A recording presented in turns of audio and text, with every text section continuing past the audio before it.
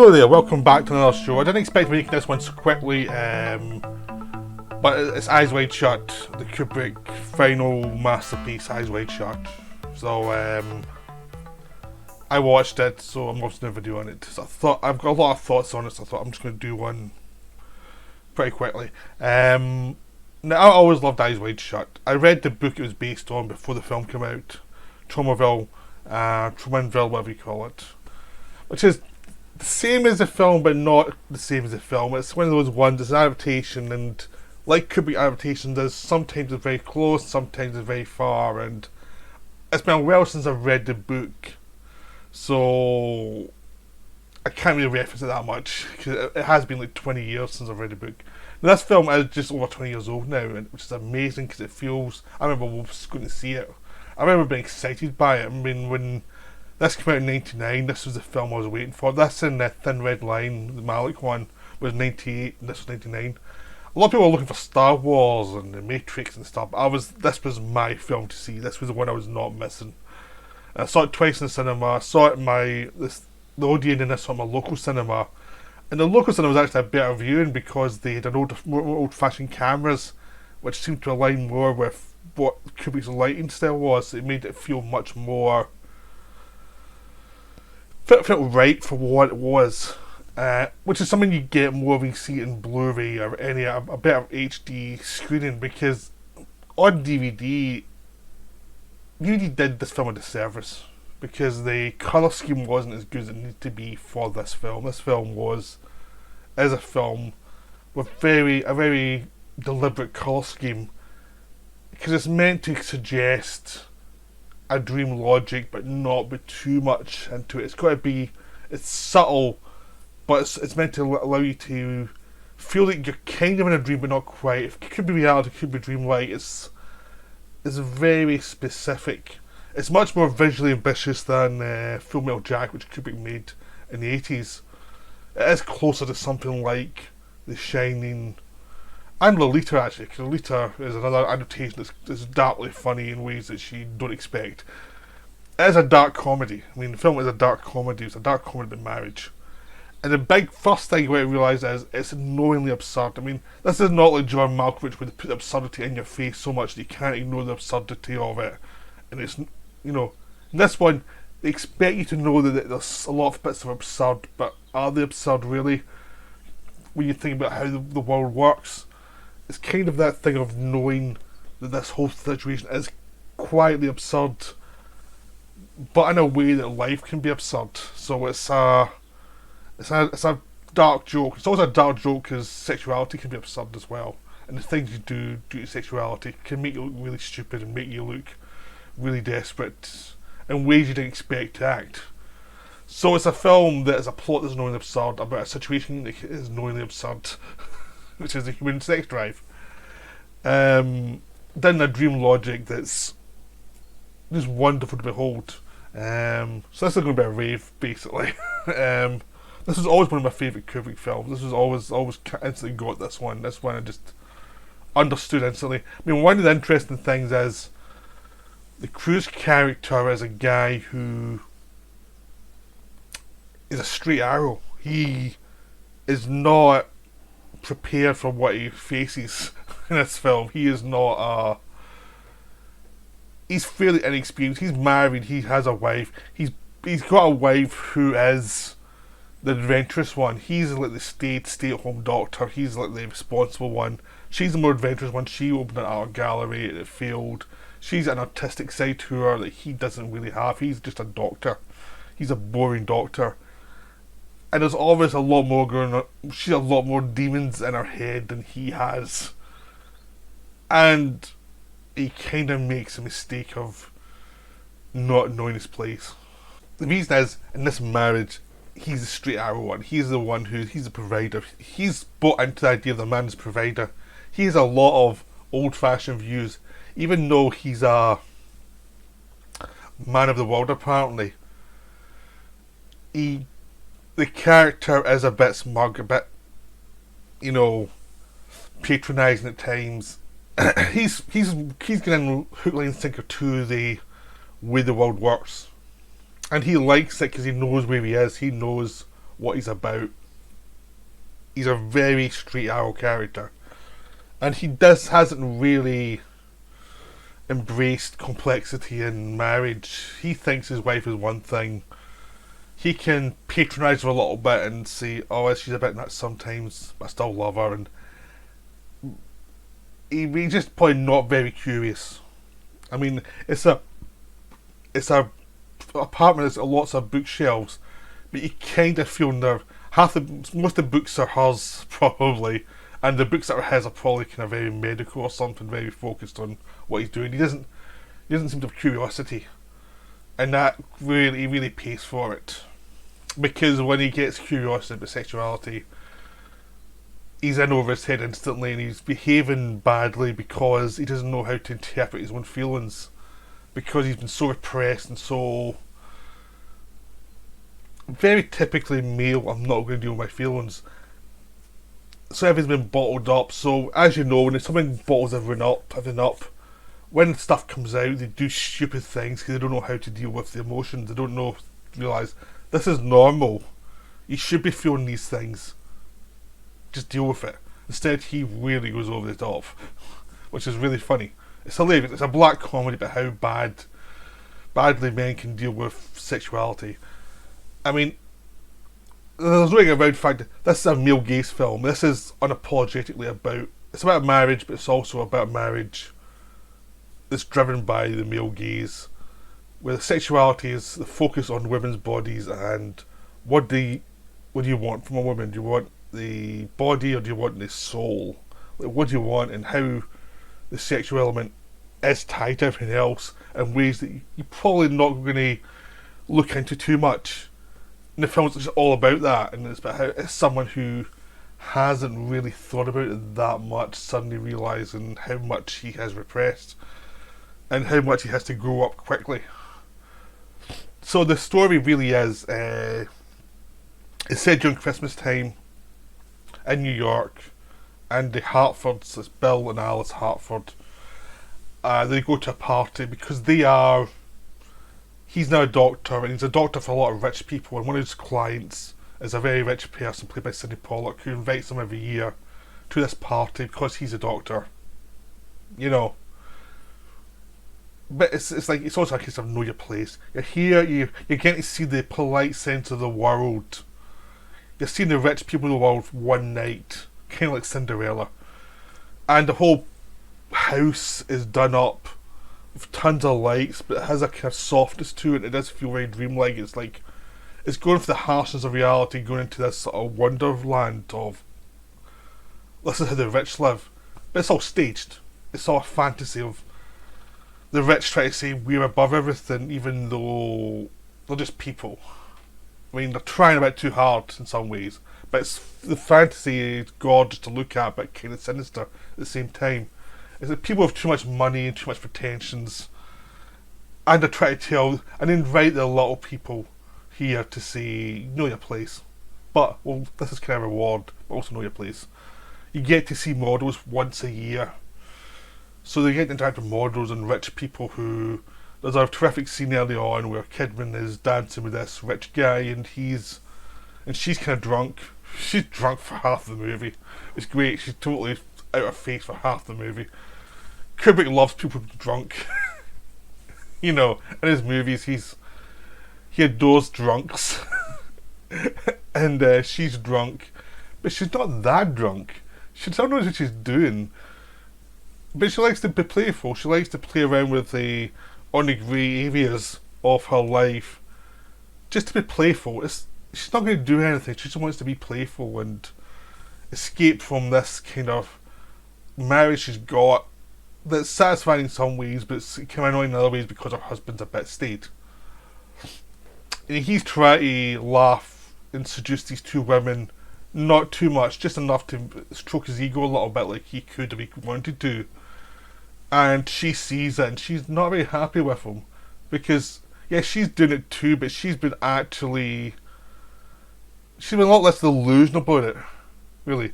She is more drunk, and she does look a lot more out of control, but she actually is more in control than he is, because he doesn't know what he's feeling. She does.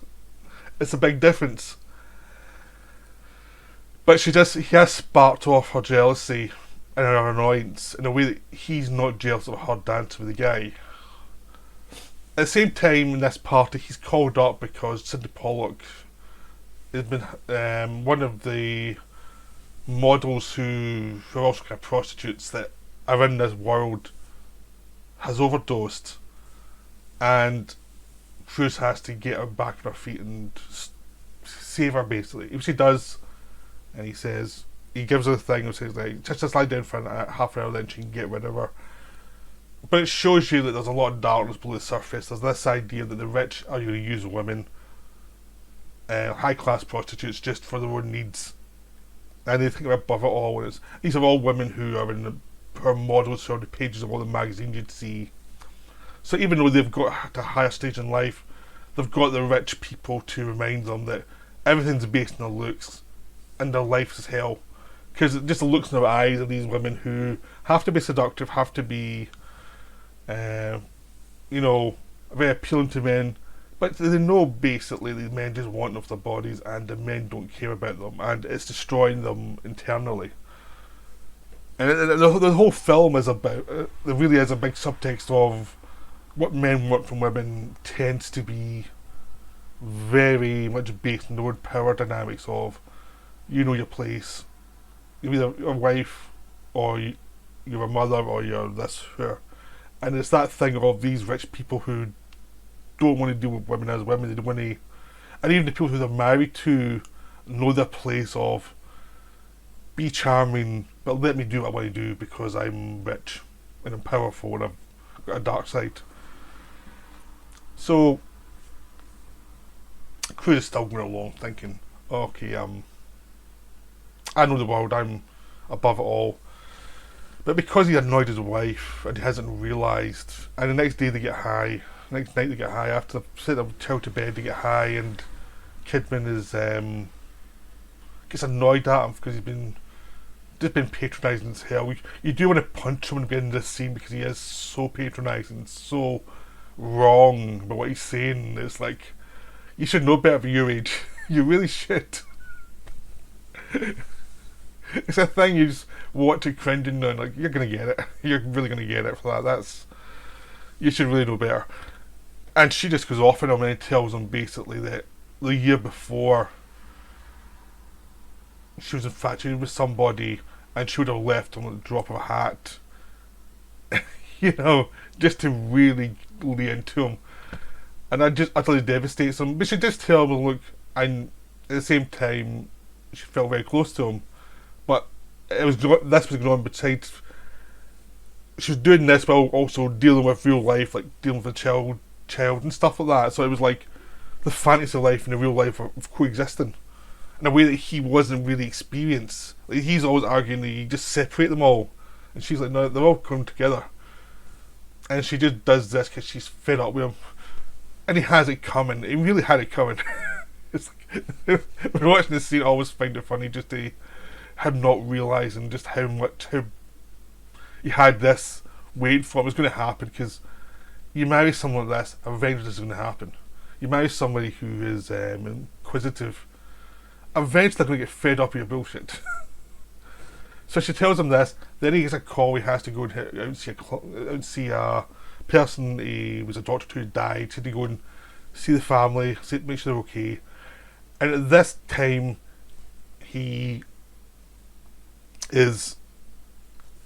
turns out the daughter of this man has been infatuated with him for years, and she tells him she loves him, and it's a really funny scene because it's so awkward. This film's full of awkward scenes that are just cringe-inducing, of people saying the wrong thing at the wrong time. But there is a kind of dream logic. Is this what he's imagining it?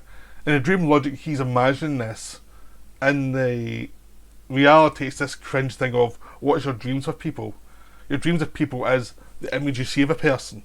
It's not the person. It's the image you see. It's the idealised version of the image you see. Which is what Kidman's telling him. This officer, she almost left with this guy, or she would have. It was just an image. It wasn't reality.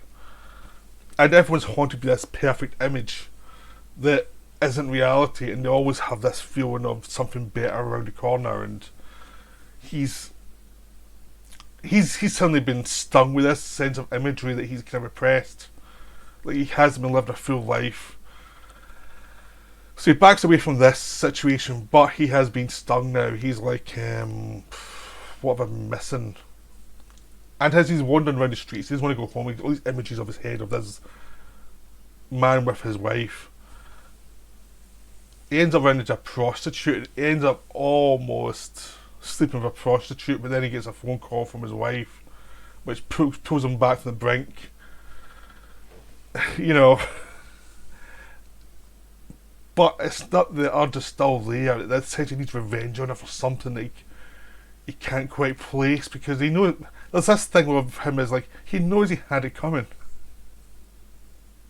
but it doesn't mean anything because he still needs revenge.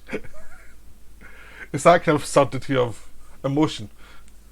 You can know something is kind of your fault, but still need that revenge.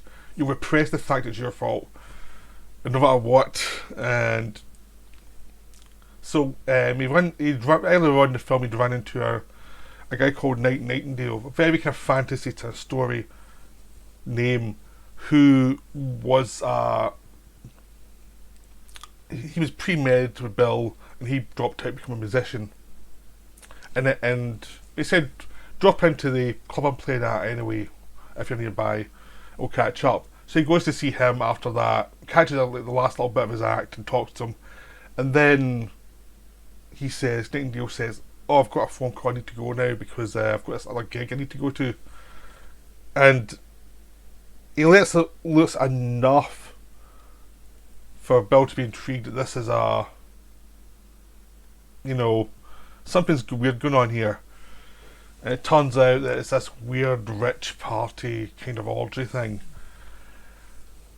And of course, Cruz wants to go. And Cruz gets information out of him, he teases information out of him, because Cruz is actually a higher level in society. This guy tried to be at the level of doctor but failed, and he's now just a musician. And Cruz managed to twist his arm in a way. This film is all about where you are in the pecking order, and what kind of lies you can be told in each part of the pecking order, and how you can be manipulated in the side of the pecking order. Like, where are you there? And Cruz uses really to get his way. So Cruz goes to a costume shop that's run by this creepy European guy who also has this teenage daughter who's seen these Japanese guys in the back. Which is a classic Kubrick twisted scene of something going on below the surface. And that's the thing about this film, it's all about what's going on below the surface. What does it all mean? Is it seedy? Is it just human cynicism? What does it say about sexuality? It's everything's very dark, and it shows that man's an animal who's stuck to his urges no matter what. And Cruz is always trying to be above that. Like, he separates himself as a doctor from the body. He's just observing it rather than living with it. And it's like everything's broken down now. So he has to embrace his situation, really. So he gets a costume and goes to the party, and he gets into the party, and this is the infamous orgy scene that I don't think people quite get just how much of a absurd piss take it is, but it's also creepy as hell. It's really weird. That's where it makes what Kubrick can do of. It's creepy, but it's also self-aware of how absurd it is. Because it is, like what I said about Paul's apartment earlier on, it's with these rich people who think they're above everything, and they have to make a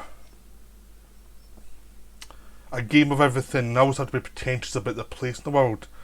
So that they've hired these nude models as prostitutes, basically, to do this weird visual game, and they've all in masks, so they can screw whoever they want and no one will see their face. And they've all these weird Baroque masks. So it's like out of a dream, the way Kubrick frames it in a very kind of matter-of-fact way, but also he's a great sense of composition, so it doesn't really feel like it's like Orson Welles' weird camera angles. It just feels like a dreamlike thing where you're wandering through that situation. It's not quite there, but it's not reality, but it's not quite fantasy either, and it's like you're trying to interpret it.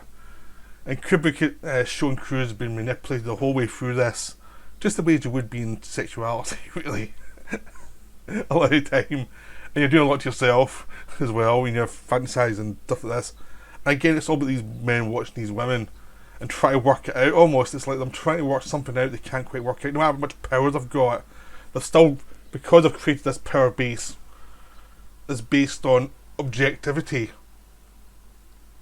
And where do I live in the power rather than actual emotions and communication? It's everything's about the image and about the fantasy of what could be rather than what's the person. And Kubrick just shows Cruz being naive still. He thinks he's getting away with it, then he finds out that he is a puppet in this and he's been manipulated. And the film's about him trying to learn to either have a soul or just become a cynical person like the Pollock character. In this thing, he shows naivety by he's found out, and there's this weird gameplay that feels very sinister, but it could just be a game. Even during it, you're never quite sure what's going on, because it feels like someone's pulling his leg, but also threatening him at the same time. It's really funny, but some people take it really seriously, and it's like it's a dark comedy about our own pretensions, but some people take it really, really seriously. I think it's wonderful, but it's like you've got to be in the joke really of how absurd we can be and how pretentious we can be, and how our fantasies are based on a lot of time in power and manipulation and twistedness. And yeah, I mean, Cruz's reaction to find out his wife has a fantasy life is to go and try and enact physical revenge on the world. Very male, like into dealing with power structures and how he can get up in the world type of thing. It's that kind of weird. Going further up in the power structure than he really can go. It's typical male behaviour. So yes, he's let away, and they've threatened him, and there's a wonderful send up with the idea of he's been redeemed. It's this kind of thing of this woman saving him, the way that in a male fantasy the man saves the woman. Is a reverse. But it's also a set-up, because it's just a way of controlling people. Just the way a lot of fantasy fairy tales have a sense of control below the surface of the story.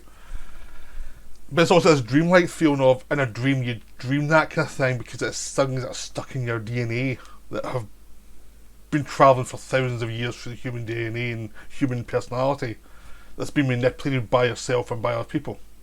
Because everybody can be stupid at something. That's why the film's so funny, because it's about how stupid we can be.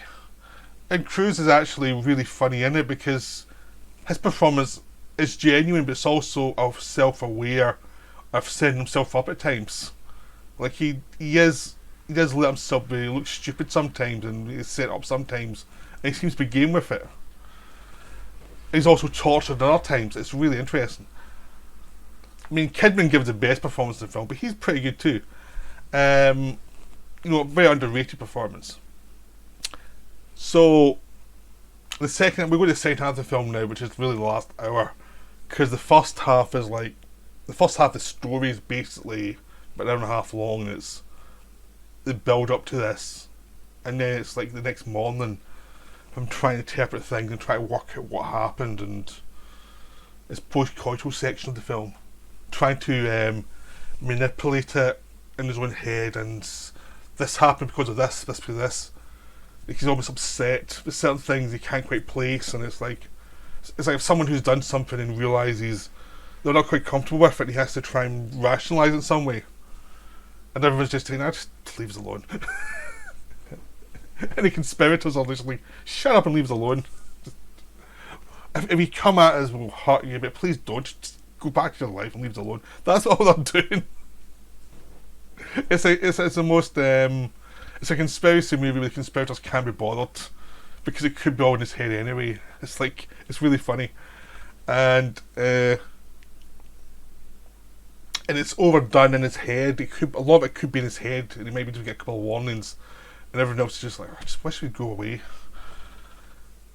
as the way someone overreacts if they've done something they're not very proud of. You know, you imagine things are much in your head much more than you are in anyone else's head. So in the second half, he goes and finds his pal has disappeared. He's been taken away and roughed up apparently, and Cruz is worried he's been killed. And there's a really funny scene with Alan Cummings, where Alan Cummings is a gay guy who's the night porter and who's coming on to Cruz quite hard. It's hilarious. It's a wonderful scene.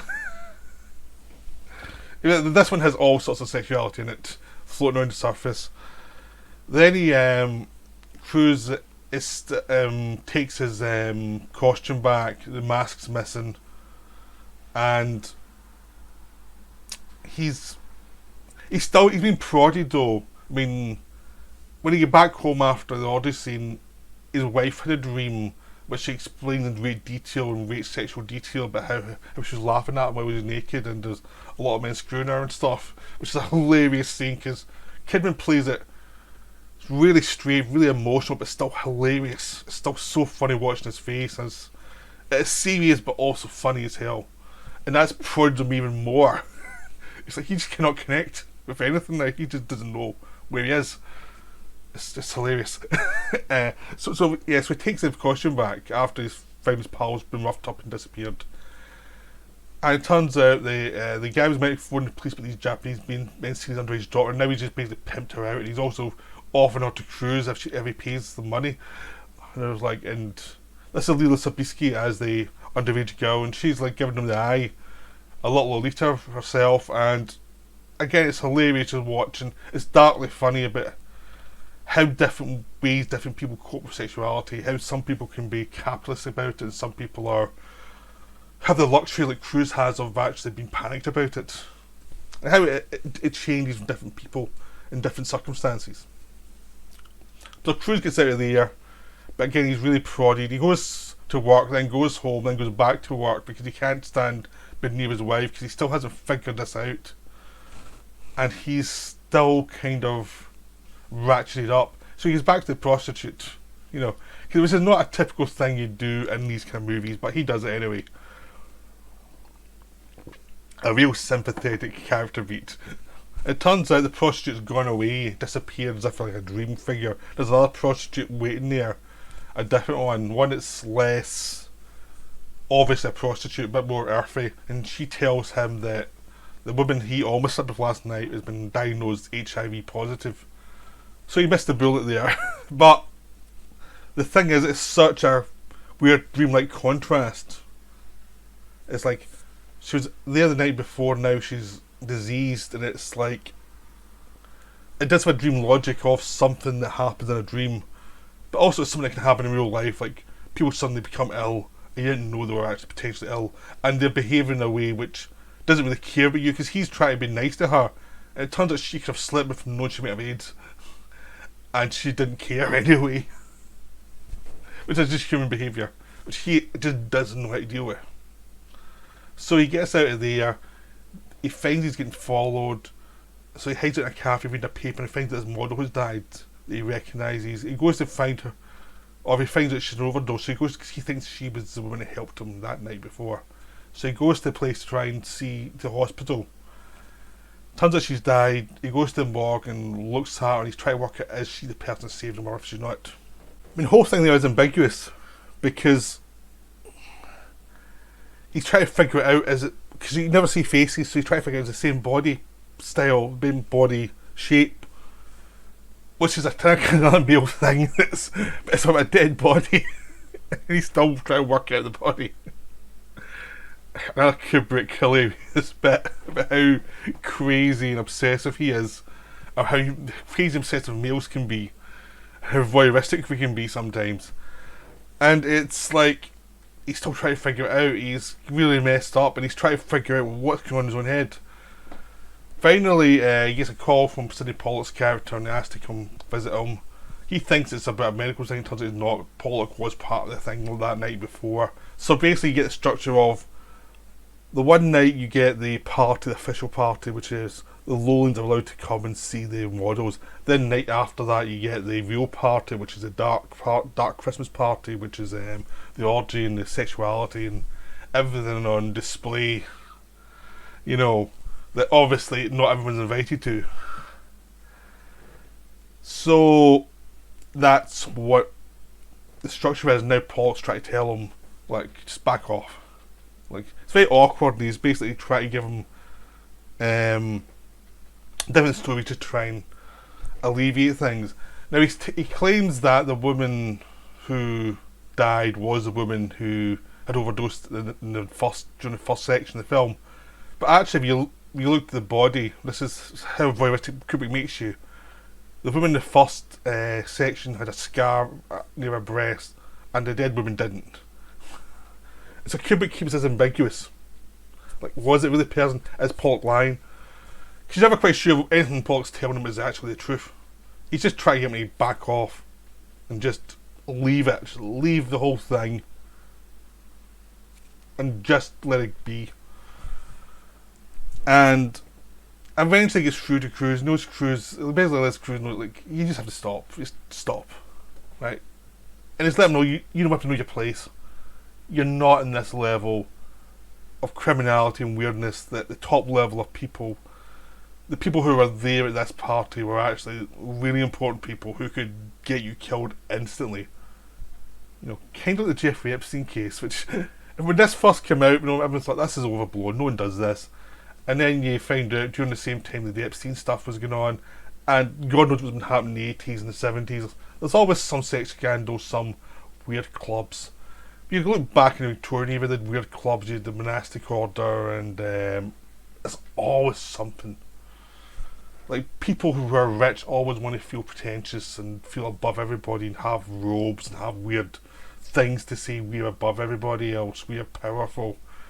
It's human nature to be insecure when you've got some power. Which is this film just mocks the hell out of quietly throughout. It's this whole thing of these people trying to make themselves seem so important. Like, they've distanced themselves from the real life. That every kind of weird objectifying thing they've got now is about power, it's about sex, but everything's about making them feel important. Because they know life is just brief and they're eventually going to die, so they're trying to do something with their lives, which is pretty silly, really, ultimately. But Cruz gets sucked into that whole thing. But he's told to get lost, basically, and just know your place. And he has to go home, back home to his wife. And his wife is, he finally has to confess, because he's in and he finds his wife has a mask, the mask he took to the dark ball that he thought he'd lost. So obviously she's waiting for an explanation of what the hell he's been up to, you know. And he has to explain it. Eventually he has to come out and say, look, this is what's been going on. And it's just wonderful to watch. It's another terrific scene. We see Kidman the next morning, tears in her eyes, just see how far she's pushed him. Like, that one little thing pushed him way further than he expected to go, and how she just twisted him in a crazy way, more than she expected to. But on the other hand, he learned some stuff that he should have known ages ago without all this melodrama. But that's the way people are, though. People can repress and don't learn things they should have learned. I mean, if you look at anybody online, a lot of them seem to not know stuff they shouldn't have known years ago. Like, just the way to behave sometimes. It's like, why didn't you learn this stuff? What's going on? People have blind spots that you would never expect them to have, because it's like, well, doesn't everyone know this? But no, a lot of people don't. Or a lot of people repress things, and they put up a good shield so you assume they know things that they don't. And you can get the impression she thought he was a bit more worldly than he actually was. Like, she never quite got the idea of how desperate and secure he could be and how distant he was from things. And she kind of pushed him in ways that she didn't expect, and he just went crazy. Yeah, so I mean, her identity crisis was end up being in the home, being in a few dreams, and pecking at her husband for being an idiot. It's a very reasonable way to behave compared to what he did. He went in out to orgies and stuff, and very male thing, and all this weird fantasization of trying to mark a spot and all this crazy stuff that didn't mean anything. It was just a sense of imagery, try to work out more imagery, what does it all mean, and getting nowhere. That's where he went. He just went the most obvious way. And was it a dream or was it not? It's still ambiguous because he does a lot of irresponsible things. He does a lot of things, and the logic of the film's still very dreamlike, but also a fantasy-like idea of the kind of fantasies we project onto the world. The absurd fantasies that are very dreamlike, try to work out the dream in your head of what the imagery is, and trying to live it, and trying to work out why you're attracted to certain things, even though there's probably no explanation that can ever do it justice. So it's about the fantasy we have and the way we force it into the world and just make it crazy, make everyone crazy, because we can't quite work ourselves out. And the way that projects into society, into social structures, the way it shows in the way we treat people, like with all these social structures of class, of I'm better than you, but you're better than that person, so don't worry about it too much. And how that's just a fantasy that makes me simple sleep better at night. And how everyone goes into their own little clique. I'm comfortable here. And in this film, the Cruz character finds out stuff he's not comfortable with and overreacts. But it's about finding yourself out your own comfort area and then seeing where the world actually is and how tenuous your position actually is in that world. And how dark the world can be if you step out beyond your safe zones. So it's a wonderfully funny film. It's a comedy. Like Lolita, it's a dark comedy, sexuality, and The Shining. I mean, Lolita, The Shining, and this is a great triple bill. It's almost like a trilogy of Kubrick weird obsessions with family and how dysfunctional and how fantasy is so important within a family structure and how people don't listen to each other within a family structure, and it's just wonderful. It's a wonderful film. I adore it. We could talk for ages of other stuff going on in the film. I just covered one area. It's a film you can watch and find different things with. I mean, it's a film with lots of slow scenes, but the slow scenes are hilarious, and a lot of the comedy's in the reactions, or the non-reactions, or the awkward reactions, and all these weird setups of people just not quite sure how they should be reacting, or not being aware that their reaction is a bit taboo to other people in other class systems. And how, like, Cruz treats the prostitutes as if he can just walk into their house and screw them because he's got more money than they have. And he doesn't realise that a lot of his sort of way of thinking does affect other people's lives, like how women in this society can be seen really is affected by how the power structure allows them to function, really. Like, you have to follow our rules of how you behave, and how that's based on fantasies that have been travelled through time, and we have to, it's a case of trying to kind of figure out what's healthy and what bits aren't healthy and clear some of this stuff up. He's incapable of it in this film. He just bulldozes his way through a lot of disasters and gets into so much trouble. But because he's a certain class structure, he's not taken away and beaten up like the pianist is. He's still thought of as someone who they want to keep because he's a doctor, he's a good doctor. And as long as he learns his place, he'll be fine. And which he does, he just learns to hide back in his little cave with his wife, who he probably understands a little bit better now. And he's probably a bit more self-aware of his own crazy side, and he has to actually try and face up to that. Which is actually the optimistic thing in the film is it's him learning this stuff and actually realising it's part of life. And instead of going down the path of cynicism, of objectification, the way that he was in danger of after his wife confessed the stuff to him, he learns to forgive and to accept that it's part of human nature, and it's like it's not going to be the defining thing for his life. It's like it's a one adventure, one part of life, but it's not the full part of life. Which is an optimistic part of the film, is the idea that this is not the whole story.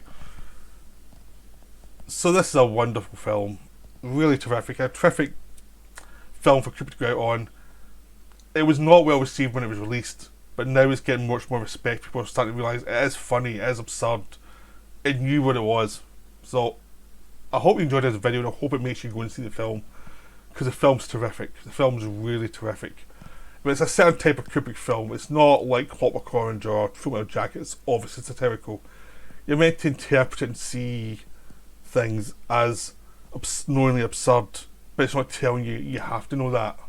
He just expects you to be intelligent enough to know that, which a lot of critics weren't. So there you go. So I hope you enjoyed this video. I'll be back soon with some other ones. But that's me for now. Right, bye.